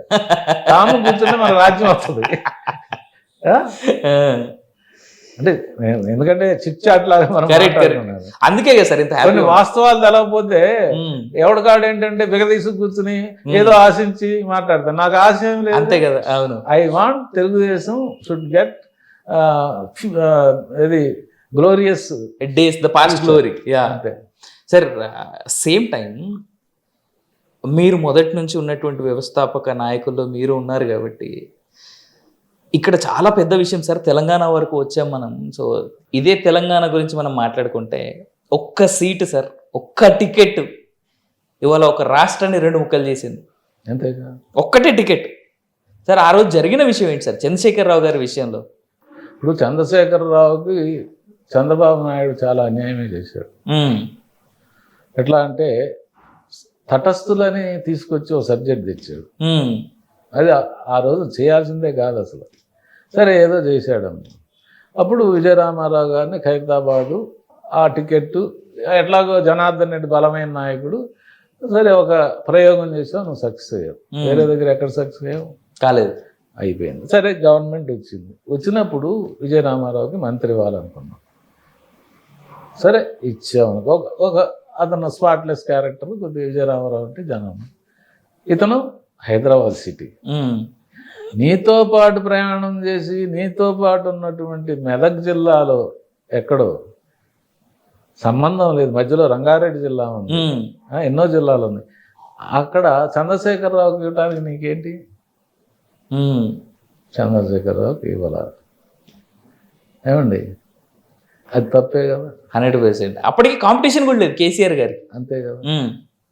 అయితే ఇక్కడ ఏమైందంటే 95లో ఇది విజయరామారావు గారికి ఎప్పుడు ఇచ్చింది?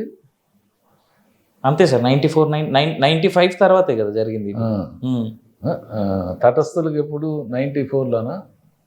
ఎన్టీఆర్ గారు చాలా స్ట్రాంగ్. 99లో ఎగ్జాక్ట్లీ. చంద్రబాబు నాయుడు కదా. 99 కదా.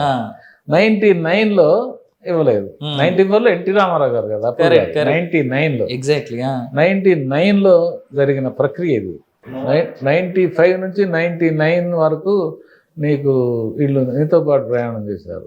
అంతే కదా. చాలా చాలా స్ట్రాంగ్. అటు పై ఆయన సెంట్రల్ నుంచి కూడా ఇక్కడ వరకు చాలా సపోర్టివ్ గానే ఉన్నారు. చంద్రశేఖరరావు కూడా వీళ్ళతో ప్రయాణం చేశాడు. Correct correct. 95 ఫస్ట్ క్యాబినెట్ లో ఎన్టీ రామారావు దించినప్పుడు ఫస్ట్ క్యాబినెట్ లో వీళ్ళు ఉండాల్సింది. కేసీఆర్ను, తుమ్మల, మండవ, గోపాలకృష్ణారెడ్డి బొజ్జల అని వాళ్ళకి ఇవ్వాల. 96లో ఇచ్చాడు. ఇవ్వకపోతే వీళ్ళ ముగ్గురు ఏమి పెద్ద గొడవ చేయలే. ఎందుకంటే నేను ఎందుకు చెబుతున్నా అంటే ఇది కేసీఆర్ యొక్క తత్వం ఏంటంటే అతను కొంచెం ఎక్కువ రియాక్ట్ అయిపోతాడు. అతనికి ఆల్రెడీ మైండ్లో అది ఉంది. ఏది ఈ తెలంగాణ సెంటిమెంట్ కానీ తెలంగాణకి ఏదో ఒకటి నేను చెయ్యాలి అని ఎక్స్పెరిమెంట్ చేయాలని అతను మనసులో ఉన్నట్టుగా అనిపించింది. ఎందుకంటే 95లో నేను ఒకసారి అనుకోకుండా కలిస్తే ఇతను అప్పుడే క్యాబినెట్ ఫామ్ అవుతా ఉంది, ఇవ్వటం లేదని తెలంగాణ. నేను కనపడితే ఏమనుకున్నాడు, నేను కథ తేల్చేస్తా అన్నాడు. వారు ఇదేంటో నాకు అర్థం కాదు. అంటే అతనిలో ఆ రకమైనటువంటి అభిప్రాయాలు ఉన్నాయి. అప్పటికే ఉన్నాయి. సరే ఇచ్చాడు అనుకో. 96లో జరిగింది, ఇచ్చాడు. ఇచ్చిన తర్వాత ట్రాన్స్పోర్ట్ మినిస్ట్రీ ఇచ్చాడు. ట్రాన్స్పోర్ట్ మినిస్ట్రీ ఇచ్చి మీరు అడిగారు కాబట్టి చెబుతున్నాను. కరెక్ట్. ట్రాన్స్పోర్ట్ మినిస్ట్రీ ఇచ్చాడు, బాగానే ఉంది. తర్వాత వచ్చేసి 99 గెలిచి వచ్చినాక నువ్వు గవర్నమెంట్ వచ్చినాక వాడిని తీసేసి డిప్యూటీ స్పీకర్ పారేసి. అవును. ఎందుకంటే అంటే ఈ రిటాలియేషన్ వస్తుంది అనే విషయం చంద్రబాబు గారి దాకా వెళ్ళింది కొంతవరకు. ఓకే. ఇక ఏముందలే, ఎంతోమంది ఫ్లాప్ అయ్యారు, ఇదేముందని డిప్యూటీ స్పీకర్ వచ్చేదానికి అతను అక్కడ ఆయన పైన స్టాటిస్టిక్స్ తీసుకుని ఏం జరిగింది, తెలంగాణకు అంత అన్యాయం జరిగింది, వాటర్ విషయంలో కానీ ఉద్యోగాల విషయంలో ప్రమోషన్ అన్ని అడుగుతునే కార్యక్రమం చేశాడు. పార్టీ పెట్టుకున్నాడు. అది జరిగింది. అప్పటికి కూడా ఉన్నటువంటి సీనియర్లు చాలా మంది, ఇప్పుడు మీరు అన్నట్టుగా విజయరామారావు గారు కావచ్చు, ఆల్ నరేంద్ర గారు కావచ్చు, ఇంకోరు కావచ్చు, చాలా మంది మళ్ళీ కేసీఆర్ గారికి సపోర్టివ్గా నిలబడ్డారు కదా సార్ ఆ టైంలో కూడా. బట్ అన్ఫార్చునేట్లీ వాళ్ళెవరు మళ్ళీ లేటర్ స్టేజ్లో కేసీఆర్ గారితో లేరు. సార్ ఏంటి సార్ ఈ ఇద్దరిలో ఉన్నటువంటి లక్షణం ఏంటి సార్? అప్పటిదాకా సపోర్ట్ తీసుకుంటారు, ఒక మంచి స్టాండ్ ఏర్పడుతుంది, ఫామ్ అవుతుంది, మనకి ఏదో రాబోతుందని క్లారిటీ రాగానే అప్పటి వరకు ఉన్నటువంటి స్టాండ్ అంతా వదిలేసి మళ్ళీ కొత్త వాళ్ళని ఫ్రెష్గా తీసుకోవడం ఎందుకు? ఇలాంటి ఒక ఇది మంచి బుద్ధి దుర్బుద్ధో రాజకీయాలకు పనికొస్తుందేమో కానీ ఇలాంటి బుద్ధి ఎందుకు ఈ ఇద్దరిలోనే ఎక్కువ ఉంది? ఒకటి ఏదో సంథింగ్ అభద్రతా భావం, ఇంకోటి ఈక్వల్గా ఉన్న లీడరు తనతో పాటు ఉన్నాడు అంటే వాడు ఇట్లాగే ఏదో తన ఇమేజ్ని టార్నిష్ చేస్తాడనే దురభిప్రాయం ఉండొచ్చు, ఏదైనా ఉండొచ్చు. రైట్. ఇంకోటి ఏంటంటే ఇప్పుడు సుజనా చౌదరి కానీ లేకపోతే సీఎం రమేష్ కానీ ఇంకోళ్ళు కానీ ఎవరెవరో వచ్చిన వాళ్ళని టీజీ వెంకటేష్ కానీ వీళ్ళందరికీ ఎంపీ సీట్లు, మంత్రి పదవులు, నారాయణకి మంత్రి పదవి, అతను తెలుగుదేశం సంబంధం లేదు, ఇటువంటి సూడో రిచ్ ఈ ఫ్యామిలీస్ని ఎంటర్టైన్ చేసి నీకు అసలు ఎక్కడ పోయింది? మనం ఒరిజినల్ కింద నుంచి మాట్లాడుకున్నటువంటి తెలుగుదేశం పార్టీ ఆశయాలు సిద్ధాంతాలు తుంగలో దుక్కేసి నువ్వు అనేదానికి ఈ మళ్ళీ ఆత్మగౌరవం దెబ్బతినేటటువంటి పరిస్థితులు నువ్వే క్రియేట్ చేసేవి. నీలో ఆ అభద్రతా భావం వచ్చింది. అది తెలంగాణ సెంటిమెంట్ వలన చంద్రశేఖరరావు రాజ్యాన్ని తెచ్చుకుని మళ్ళీ తర్వాత వాళ్ళందరిని తీసి మళ్ళీ వీళ్ళని తీసుకొచ్చి ఎవరెవరినో కొత్త సిమిలర్గా అతను కూడా ఆ రకంగా చేశాడు, ఇబ్బంది పాలయ్యాడు. సార్ ఇవాళ టీఆర్ఎస్ పార్టీ చేసేటువంటి అంటే కేసీఆర్ గారు రెగ్యులర్గా చేసేటువంటి ఒక మాట ఉంది సార్, టీడీపీ మళ్ళీ ఒక మంచి కాంపిటీషన్లో ఉండాలని కోరుకునేటువంటి వ్యక్తులు నేను ఒకని. ఎందుకంటే బలమైన ప్రతిపక్షం ఖచ్చితంగా కావాలి, ఒక వాయిస్ అనేది ఖచ్చితంగా కావాలి, అది టీడీపీ నుంచి ఖచ్చితంగా వినిపిస్తుంది, అది ఉంది. సేమ్ టైం ఇంకో ప్రశ్న ఉంది సార్, కేసీఆర్ గారు ఎప్పుడూ ఒక మాట అంటారు, పొరపాటున టీడీపీ వస్తే టీడీపీకి అవకాశం ఇస్తే తెలంగాణలో అది మళ్ళీ ఆంధ్ర పార్టీ ఆంధ్ర నాయకుల చేతిలోకి వెళ్ళిపోద్ది, ఇక్కడ ఏ డెసిషన్స్ జరగవు, మళ్ళీ అక్కడ నుంచి ఆయన రావాలి, లేదంటే వీళ్ళు ఇక్కడ నుంచి అక్కడికి వెళ్ళాలి, సీఎం ఇక్కడే ఉంటాడు మాత్రం స్టాంప్ మాత్రం అక్కడి నుంచి రావాలి అనేటువంటి మాట ఆయన చాలా ఘంటాపదంగా చెప్తున్నారు. సో ఇది వాస్తవమేనా? అలాగే జరుగుద్ది అంటారా టీడీపీ వస్తే ఇక్కడ పొరపాటు? ఇఫ్ ఇన్ కేస్ ఒకటి జరుగుతుందా జరగదా అనేది తర్వాత, ముందు అతను ఆ మాట అనకపోతే అతను తెలంగాణ సెంటిమెంట్ కింద నేను అన్నట్టు నిప్పురం ఊదాలుగా అది వదిలితేనే కదా నమ్మటానికి కూడా అవకాశాలు ఉన్నాయి కదా జనం. కరెక్ట్ అంతేనా కదా? ఇప్పుడు నువ్వు 10 సంవత్సరాలు ఇక్కడ కామన్ క్యాపిటల్ అంటే మరి ఆయన తరిమేస్తే అక్కడేదో కట్టుకుని చెట్టు కింద సెక్రటరియట్లు పెట్టుకుంటున్నాయి, అంత అవసరం మరి ఏమొచ్చే? ఎందుకు జరిగింది మరి మనకు తెలవదు, ఎందుకు జరిగిందంటే అది చరిత్ర చెబుతుంది. సో మీరు అన్నట్టు అతను ఈ వ్యవస్థ అతను పెట్టుకున్నాడు కదా, ఈ మాటల మరాఠీతోనే మా జనాన్ని నమ్మించాడు. ఇవాళ ఒక సూపర్నెంట్గా ఒక ఆఫీసులో తెలంగాణ వ్యక్తి ఉంటే ఇవాళ డివైడ్ అయినాక ఇప్పుడు ఆడ జాయింట్ డైరెక్టర్ అయ్యాడు.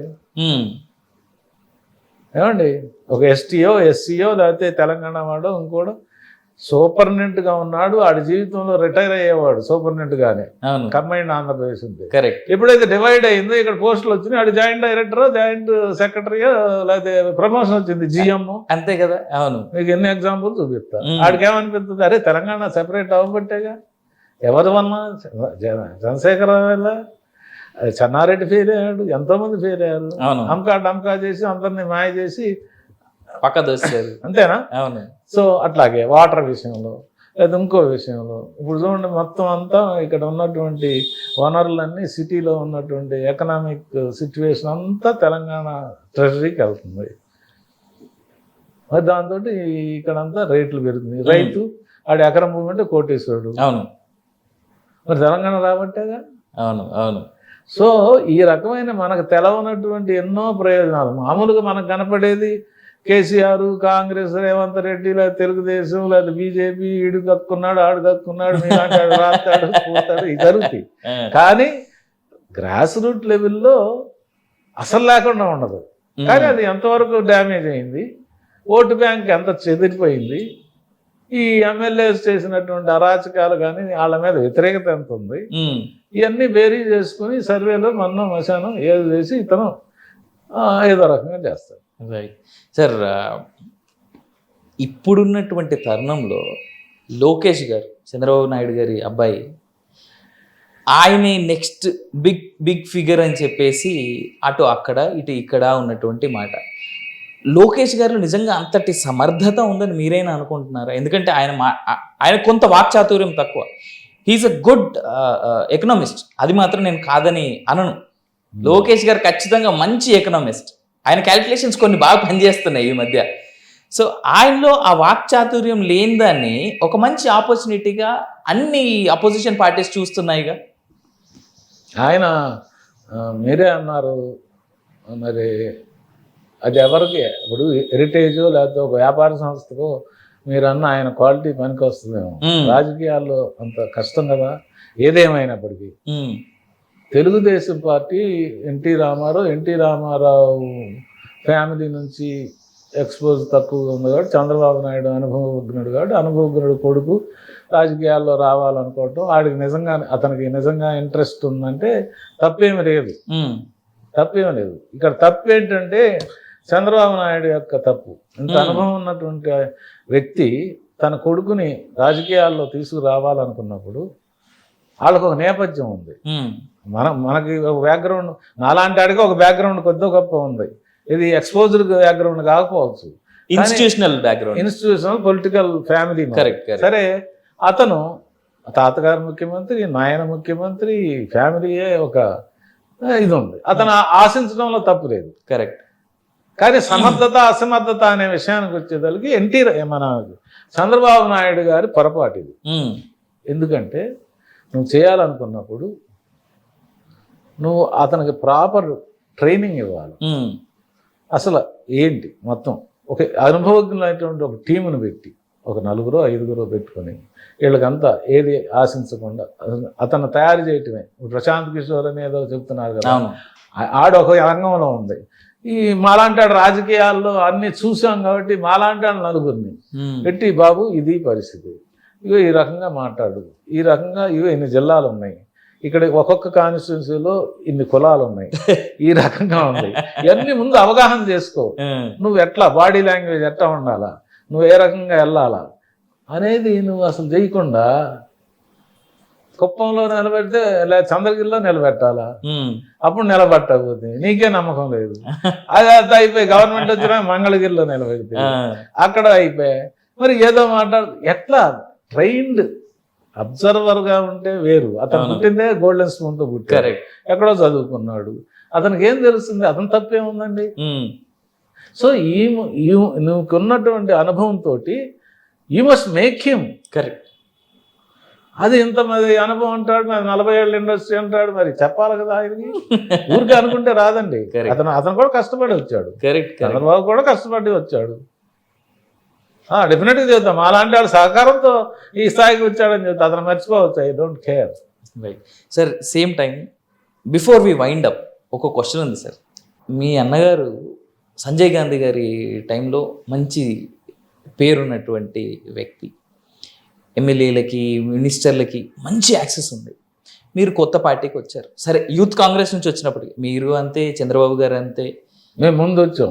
ఎగ్జాక్ట్లీ. చంద్రబాబు గారు అప్పటికి మినిస్టర్, సరే కాంగ్రెస్ నుంచి లేట్గా టీడీపీలోకి వచ్చారు. ఆయన చెబితేనే ఆయన పుషప్ వల్లే మీరు వచ్చారు. ఇన్ఫ్యాక్ట్ క్లియర్గా మనం మాట్లాడుకుంటే అలాంటి వ్యక్తి మీకు పుష్ చేయలేదు. ఎవరు? చంద్రబాబు గారు. ఏనాడు పూర్తి స్థాయి సపోర్ట్ ఇచ్చినట్టుగా అయితే నేను ఎక్కడ వినలేదు, ఎవరి దగ్గర నుంచి వినలేదు ఈ మాట. ఒకటి. రెండోది, మీ అన్నగారు కూడా అంటే మీరు అడగలేదా, లేదా నా తమ్ముడే కదా, కొత్త పార్టీలో ఉన్నాడు కదా, ఏ రోజుకైనా మంచి పొజిషన్కి వస్తాడు, మొదటి నుంచి ఉన్న వ్యక్తి అంటే పార్టీ స్థాపించినప్పటి నుంచి ఉన్నటువంటి వ్యక్తి కాబట్టి ఏ రోజుకైనా మంచి పొజిషన్కి వస్తాడు అని నమ్మకం, ధైర్యం ఆయనకు ఉండొచ్చు కాక, మీరు మీ అన్నగారిని అడగలేదా, లేదా ఆయన ఉద్దేశం ఇలాగే ఉండడం వల్ల మీకు ఏ పొజిషన్ రాలేదా, అంటే ప్రత్యక్ష రాజకీయాల్లోకి రావడానికి అనేటువంటిది ఒక క్వశ్చన్ నాకు ఉంది సార్. ఎవరు? నేనా? అయితే ఏమైపోయిందంటే మా అన్నగారు అంటే మాకు అపారమైనటువంటి ఇది ఉంది. ఇక అసలు మీకు కూడా అనుభవం ఉంటుంది కదా జనరల్గా ప్రతి ఫ్యామిలీలో. అవునవును. ఇక నీ ఏజ్లోనే నేను ఆ రోజు ఉన్నా. ఇక అన్నంటే రాముడు లక్ష్మణ్ లాగా ఉండేవాళ్ళు. ఇది ప్రసక్తే లేదు. యాక్చువల్గా జరిగింది ఏంటంటే మా అన్న తయారు చేసినటువంటి వాళ్ళే రాజశేఖర రెడ్డి కానీ, చంద్రబాబు కానీ, ఈ రోజు ఉన్నటువంటి హనుమంతరావు కానీ, ఎవరైనా పెద్ద పెద్ద లీడర్లు, ఎమ్మెల్యేలు, మంత్రులైనందుకు మా అన్నయ్య శిష్యులే, అందులో అనుమానం లేదు.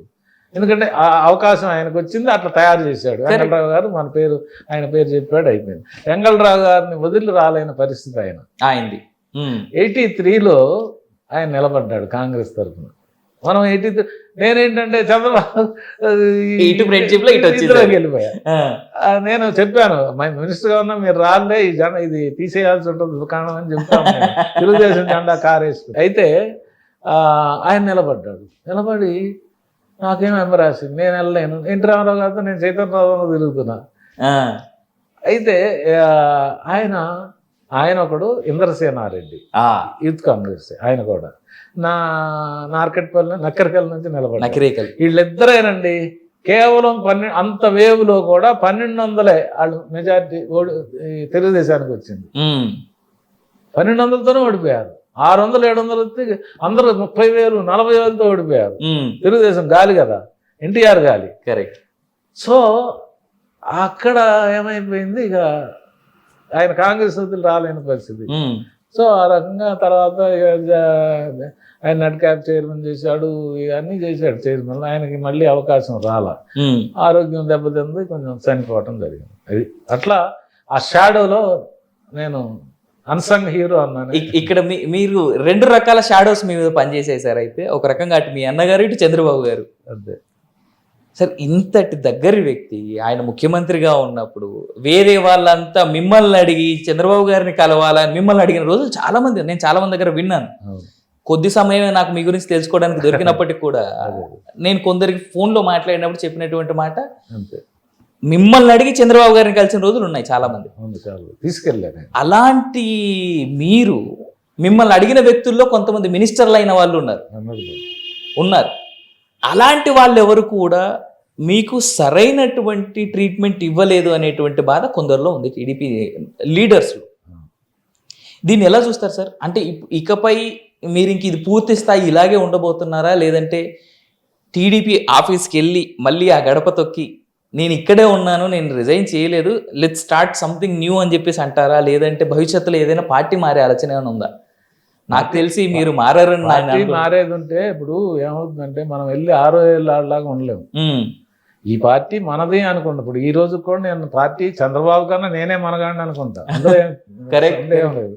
That right we have got.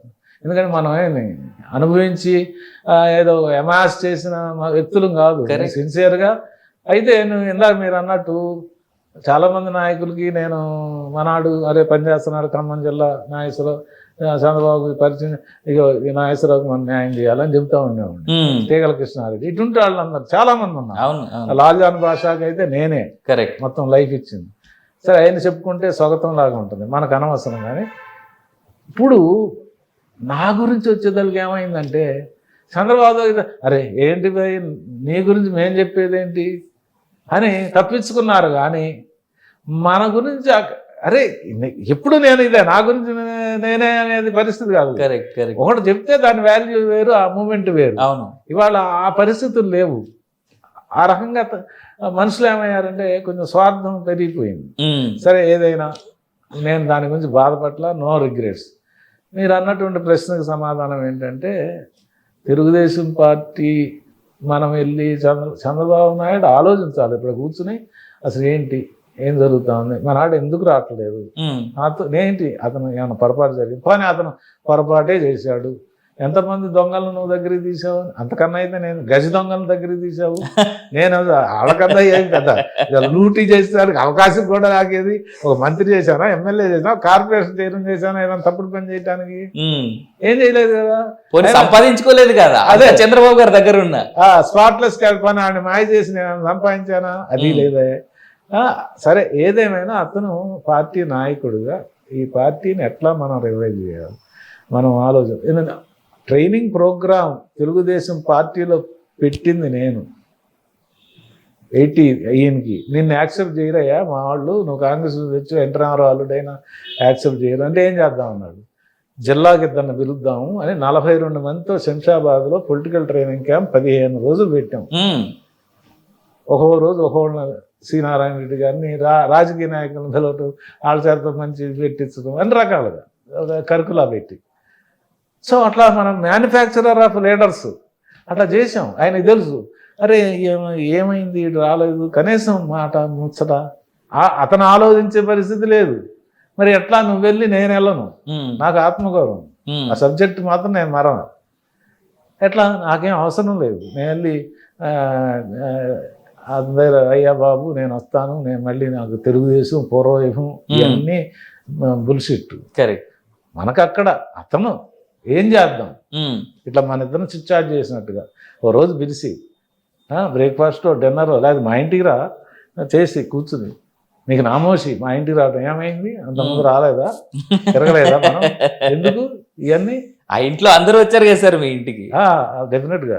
అయితే అతను తెలుసుకోవాలి, నేను కాదు. ఇంకో పాయింట్ ఏంటంటే, నేను కామగా కూర్చుంటానని నేను అనుకోవట్లా. నాకు సిన్సియర్గా ఏదో ఒకటి ఏజ్కి తగ్గట్టుగా మనం ఇంకా యాక్టివ్ ఉన్నాం, బ్రెయిన్ యాక్టివ్గా ఉంది. నేను కనుక ఇంట్లో కూర్చుని నాకున్నటువంటి ఎనర్జీని అంతా వేస్ట్ చేసుకునే పరిస్థితి లేదు. So I must take a decision అంటే క్వాలిటీ క్యారెక్టర్ ఉన్నటువంటి పొలిటికల్ పార్టీయో లీడర్తో నేను అసోసియేట్ అవుతాను. ఆల్రెడీ ఆ సంకేతాలు ఉన్నాయి. ఓకే, అర్థమైందా? ఇక్కడ వ్యాక్యూమ్ ఉంది తెలంగాణలో. ఏం వ్యాక్యూమ్ అంటే, ఈ ముఖ్యంగా ఒక 40-50 నియోజకవర్గాల్లో తెలుగుదేశం పార్టీ వీకు, కానీ అభిమానం, వాళ్ళు వేరే పార్టీలకు వెళ్ళలేని పరిస్థితి. ఆ సెక్షన్కి మనమైతే కొంత ఇది చేయగలం. టీఆర్ఎస్ కొద్దిగా బలహీనపడతా ఉంది, కాంగ్రెస్ కొంచెం పెరుగుతూ ఉంది, బీజేపీ వాళ్ళు తంటాలు పడుతున్నారు. ఎంత తంటాలు పడినా వాళ్ళు అర్బన్ ఏరియాలో పాకెట్ ఉంటుంది, రూరల్ తెలంగాణలో అంత ఈజీ కాదు. కరెక్ట్. సో ఈ గ్యాప్లో చంద్రశేఖరరావు కొంచెం టక్కర వ్యవహారం చేస్తారు కాబట్టి వీటిల్లో ఈ టికెట్లు ఇచ్చే వ్యవహారంలో కానీ వీళ్ళు కానీ వాళ్ళు కానీ ఏ పొరపాట్లు చేసినా ఇతను ఇట్లా త్రూ అవుతారు. మనం ఈ గ్యాప్ని మనం ఎట్ట చేయాలని నాకు ఒక ఐడియా ఉంది. ఓకే. సో ఆ యాంగిల్లో నేను నాయకత్వం వహించి, నాయకత్వం నేను ఒక్కడనే చేయలేను, ఒక అండ, ఆ అండతోటి ఒక ప్రొజెక్ట్గా చేద్దాం అనేటటువంటి. సార్ అయితే మీరే చెప్పారు కాబట్టి ఈ ప్రశ్న నేను అడగకూడదు అనుకున్నా, బట్ మీరే చెప్పారు కాబట్టి అడుగుతున్నా. కాంగ్రెస్ నుంచి మీకు పిలుపు ఉందనే సంకేతం ఉంది, అది కాంగ్రెసా బీజేపీ అని మీరు క్లారిటీ ఇవ్వాలి. ఇప్పుడు కాంగ్రెస్ పిలుపు అనేది రేవంత్ రెడ్డి మాకు తెలంగాణ కాదు, మాతో పనిచేసినాడే. డెఫినెట్గా గాంధీ భవన్లో రేవంత్ రెడ్డి కన్నా మాకు మంచి సీనియర్ పేరు ఉంది, అందరూ ఉన్నారు, వానాళ్లే ఉంటారు. హనుమంతరావు దగ్గర నుంచి కుమార్రావు, వీళ్ళంతా కుమార్రావు అని వాడు ఉంటాడు, అతను అడగండి మా గురించి చెబుతాడు. సరే, వాట్ ఎవర్ ఇట్ మేబీ. మనం అక్కడైనా నా కాంగ్రెస్ మీద కొంచెం అభిమానం ఉంటుంది, ఉండదు. తెలుగుదేశం మీద కాంగ్రెస్ మీద మాకు లేకుండా ఉండదు, ఎందుకంటే మీ ప్రస్థానం మొదలైంది దాని మీద అనుమానం లేదు. దాన్ని కూడా ఇప్పుడు మనకు ఒక ఆర్గనైజేషనల్ స్కిల్స్ ఉన్నాయి. రేవంత్ రెడ్డికి ఒక రకమైనటువంటి ఒక వాయిస్, ఒక అట్రాక్షన్ ఉంది, ఫోబియా ఉంది తెలంగాణలో కొంత. దాన్ని మనం ఏంటంటే తెలుగుదేశం పార్టీ ఎట్టయితే ఛానల్ అవుట్ చేసామో ఆ ఛానల్ చేసే ప్రక్రియ అతని దగ్గర లేదు. అవును, ఊరికే మాట్లాడి టక్ టక్ టక్ బుల్లెట్ లాగా వెళ్ళొచ్చు. బుల్లెట్ ఎక్కడ తగిలింది, దాన్ని ఎట్లా మనం ఏ టార్గెట్ని కొట్టాలా, దాన్ని ఓట్ క్యాచింగ్ మనం ఎట్లా దాన్ని చేసుకోవాలా, ఈ ప్రక్రియ అతని దగ్గర లేదు. అటువంటిది మనకి ఏదైనా డెఫినెట్గా కీలకంగా నాకు కనుక ఒక అవకాశం వస్తే వెళ్ళాలనే ఆలోచన ఉంది. ఒక సైనికుడిలాగా అక్కడ ఒక సైన్యాన్ని తయారు చేయాలనేటటువంటి వ్యవహారం ఉంది. అట్లా ఏ పార్టీ అయితే ఆ పార్టీలో మనం గౌరవంగా ఉండేటట్టయితే డెఫినెట్గా ఆలోచిస్తారు. డెఫినెట్లీ సార్, మీలాంటి సీనియర్లు ఈ క్షణం అంటే ఇప్పుడున్నటువంటి రాజకీయాలు ఖచ్చితంగా ఉండి గైడ్ చేయాల్సిన అవసరం తెలంగాణలో ఉన్నటువంటి అన్ని పార్టీలకు ఉంది. సో అది ఏ పార్టీలో మీరు వెళ్తారా అనేది చూద్దాం భవిష్యత్తు. అన్ని పార్టీలోనూ ఉంది, యువర్ రైట్లీ సార్. కానీ కొంచెం బీజేపీ వైపు మేము వెళ్ళలేము, ఎందుకంటే నాకు అంత దాని మీద ఇది లేదు, అవగాహన లేదు. బట్ టీఆర్ఎస్ అందరూ మిత్రులే, ఇంక్లూడింగ్ చంద్రశేఖరరావు, అంతే కదా. సో అక్కడ రేవంత్ రెడ్డి అంతా అదేం ప్రాబ్లం లేదు. తెలుగుదేశం కూడా నన్ను ప్రెసిడెంట్ చేయమండి, ఐ విల్ రివైవ్. ఈయన కొద్దిగా కాన్సన్ట్రేషన్ మన మీద చూడమనండి. డెఫినెట్గా ఒక 50 నియోజకవర్గాల్లో లాక్ రావచ్చు, బలమైన ఫోర్స్గా వెళ్ళదు. Correct. అడుక్కోవటం కాదు, వాళ్ళే మన దగ్గరికి వచ్చే పరిస్థితి తీసుకురావాలి. Demand and supply. అంతే కదా సార్. ఊరికే కూర్చుని ఏమన్నా పెట్టాడు మైక్ పెట్టి కూర్చుంటే కరెక్ట్. బలమైనటువంటి స్ట్రాంగ్ ఇది ఉన్నాక దానికి ఒక ఆర్గనైజేషన్, అది strong organisation. Even I don't think కాంగ్రెస్కి కానీ బీజేపీకి కానీ, బీజేపీ అంటే వాళ్ళకి ఆర్ఎస్ఎస్ ఆ స్ట్రక్చర్ వేరు, టీఆర్ఎస్కి కానీ తెలుగుదేశంకి ఉన్నటువంటి ఆర్గనైజేషన్ స్ట్రెంగ్త్ లేదు. ఒప్పుకుంటారు కదా. 100% ఓట్లు ఉన్నాయి, ఓటు బ్యాంక్ ఉంది, మనకు కూడా ఓటు బ్యాంక్ ఉంది, కానీ దీన్ని ప్రాసెస్ చేసేవాళ్ళు లేదు. కరెక్ట్.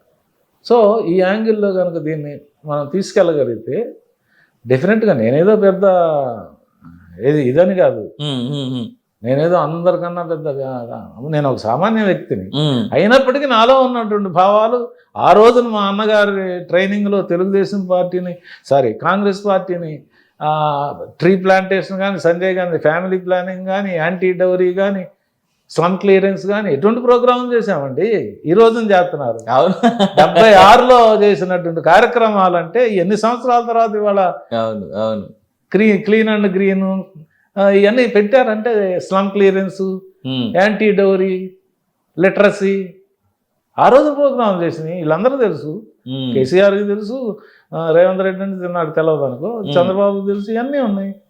అసలు నీకు ఎంతసేపు డబ్బులతోటి రాజకీయం చేసేస్తాం, డబ్బు ఉంటే టికెట్, ఈ కల్చర్ పోవాలి. ఆమ్ ఆద్మీ ఉంది, చీపురు పెట్టుకుని వెళ్తున్నారు, గెలుస్తున్నారు. అటువంటి పార్టీలని స్వాగతించాలా ఈ రోజున. లేకపోతే మీలాంటి వాళ్ళు యంగ్స్టర్స్ ఎట్లా పైకి వస్తారండి? డబ్బులు ఉండే, డబ్బు కోసం పరిగెత్తూ ఉంటారు, ఎండమావాలంటే పరిగెత్తారు. కరెక్ట్. మరి రైట్, అబ్సల్యూట్లీ రైట్. ఇసుక నుంచి తైలం తీయాలి, ఆడు మనగాడు, అంతే కదా. అక్కడ బాగుంది, తైలం వస్తుంది, కోనసీమలో చేస్తారుగా బోరు, నువ్వే మనగాడి. Create science of creative intelligence. Correct correct. Maharishi Mahesh Yogi చెప్తున్నా, అది లేదు. ఇప్పుడు చంద్రబాబు నాయుడు చిన్నప్పుడు అప్పుడు స్లోగా మొదలెట్టావు, అందరూ స్నేహితులందరూ కలిసి నిన్ను గెలిపించుకున్నారు. ఆ రోజున 83,000 ఖర్చు 78లో. అదే ఇప్పుడు డబ్బులు ఉంటే నీ దగ్గర కోట్లు ఉన్నాయా? కోట్లు ఎందుకండి నీకు? కోట్లు కావాలా? ఓకే, నువ్వు ఉన్నావుగా, చెయ్యి, మంచి వాళ్ళని సెలెక్ట్ చేయి, నీకు ఇచ్చేవాళ్ళు ఉన్నారు, ఇన్స్టిట్యూషన్కి ఇస్తారు. కరెక్ట్. చంద్రబాబు నాయుడు అయితే ఎన్ఆర్ఐలు గోసి సర్దుకుని వస్తారు. చెయ్యి, మంచి క్యాండిడేట్ని పెట్టి తయారు చెయ్యి దమ్ముంటే. సార్, నిన్నటి వరకు one of the richest party fund పరంగా చూసుకుంటే టీడీపీ ఉండింది 100% లోకల్ పార్టీస్లో. సో హవెవర్ మరొక రోజు మళ్ళీ కూర్చుందాం సార్. డిఫరెంట్ సబ్జెక్ట్ మనం ఇంకా మాట్లాడాల్సింది. సంస్థ కూడా స్పార్క్ ఉంది, గమనించాను. నువ్వేంటంటే దీన్ని మనం ఎట్లా, నాకేం కోరికలు ఏమి లేవు, ఎన్లైటన్మెంట్ మనం చేసుకునేటట్టుగా. నేను అబద్ధం అన్నాను. అవును, అది అవుట్ ఆఫ్ ఆర్టే చెబుతా. చూసే దీనిలో ఏదైనా ఎడిట్ చేసేది ఉంటే చేయండి, డెఫినెట్లీ పంపిస్తానని పంపించాను. చూద్దాం sir. Thank you so much sir. ఇలాంటి టైంలో మంచి విషయాలు మాతో షేర్ చేసుకున్నాం. Thank you so much. All the best. నమస్కారం. Good luck. వెల్, అది కొమ్మినేని వికాస్ గారితో ఉన్నటువంటి మాట అంతే. ఒకటి మాత్రం వాస్తవం ఏంటంటే, చాలా మంది సీనియర్ నాయకుల్లో ఉన్నటువంటి భావన ఇది. చంద్రబాబు గారు కావచ్చు, లేదంటే పార్టీలో డెఫినెట్గా ఎవరో ఒకరు ఇంటర్వ్యూ చూస్తారనేటువంటి నమ్మకం అయితే కొంచెం ఉంది ఉన్నటువంటి సర్కిల్లో ఉన్నటువంటి భావం. కాబట్టి సీనియర్లు ఎవరైనా సరే, ఓటర్లైనా లేదంటే సీనియర్ల దగ్గరికి మాట చేరవేసేటువంటి లక్షణం ఉన్నటువంటి వాళ్ళు ఎవరైనా సరే, సీనియర్లను మరోసారి దగ్గర తీసి వాళ్ళ దగ్గర నుంచి విషయాలు మళ్ళీ రండి మనం కలిసి పనిచేద్దాం అనేటువంటి మాట మాట్లాడాల్సిన తరుణం ఇది. So thank you so much for watching ఆ ఛానల్. నేను మీ ఆవేన్ జనగామ, సైనింగ్ ఆఫ్.